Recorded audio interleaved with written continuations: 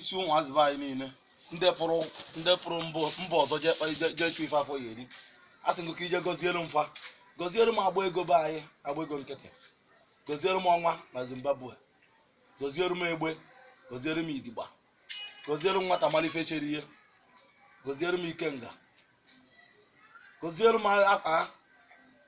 gọziere m agba ogidi ụlasị gọziere m a na-egbu achara gọziere m ụmụazị anyị niile opi ike ha fako ha ndị nọsị na mba gọziere m fa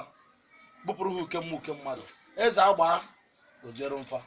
eze agba be anyị tabiri onye nwanne ya ọ gbara ndụ a sị nga anụ ma bịa obere isi ha n'ụbọchị taa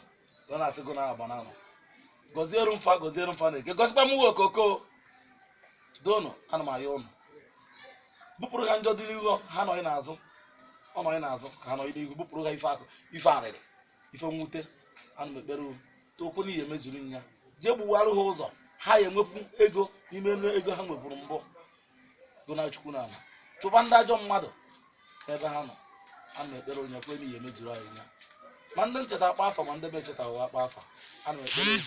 do ha ya nọkara anyị nka bupụrụ ha ife arịrị ekwuru m onye ọbụla ya echere ka ife ọjọọ anatụbuji onye ahụ ọkwụ ntụ esi ekwe ka o si n'ụkwụ n'ụfọdụ oyi ya ọkwa ọkara bụ ọrụ